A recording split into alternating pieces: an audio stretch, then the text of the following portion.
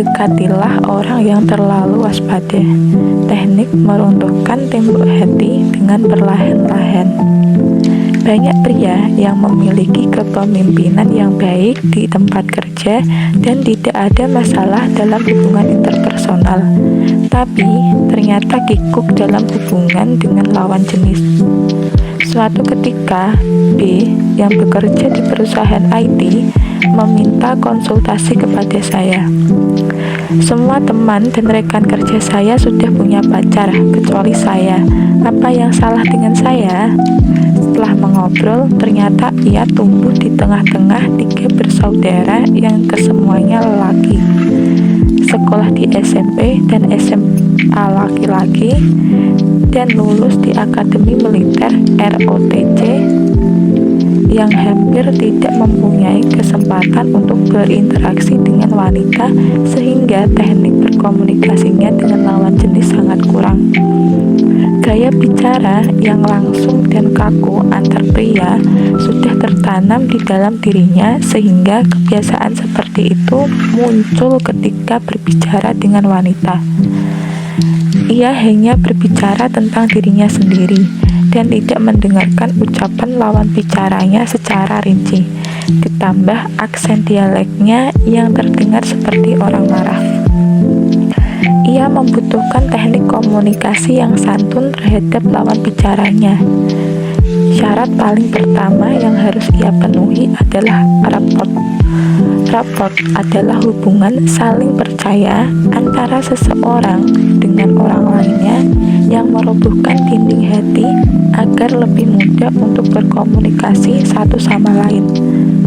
Istilah ini berasal dari kata Perancis yang memiliki arti merajuk ke atau diambil dari, dan merupakan konsep yang banyak digunakan dalam psikoterapi, konseling psikologi, dan pelatihan. Rapport adalah teknik yang sering saya gunakan karena harus berurusan dengan banyak konseling.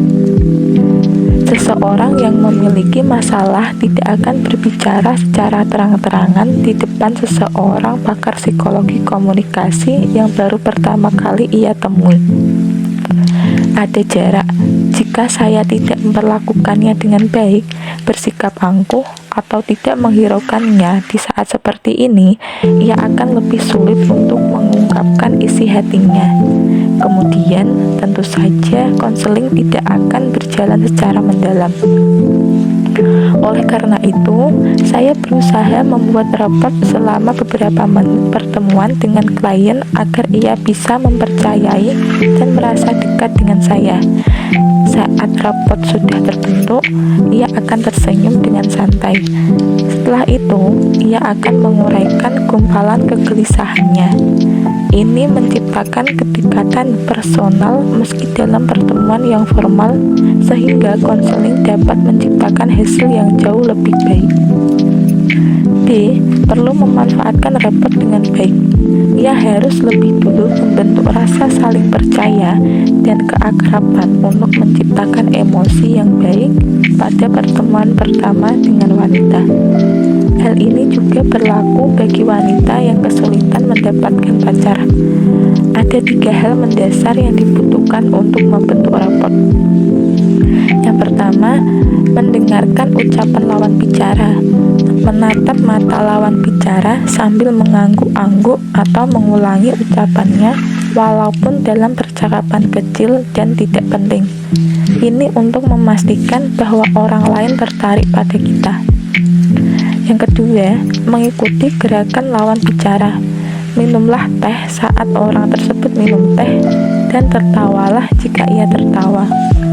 Perilaku yang sama akan membuat orang lain merasa memiliki sifat yang sama. Yang ketiga, mengungkapkan kisah pribadi. Ini bagian yang paling penting. Dengan mengungkapkan diri secara jujur atau menampakkan celah yang tidak disangka, kita dapat melenturkan kewaspadaan orang lain dan memberi kesan yang baik kepada mereka. Ketika tembok kewaspadaan dan jarak berdiri sulit bagi siapapun, bukan hanya lawan jenis, untuk merasa nyaman. Jadi, mulailah dengan membangun keakraban atau kedekatan untuk meruntuhkan tembok. Anda sudah setengah berhasil apabila pintu hati sudah terbuka.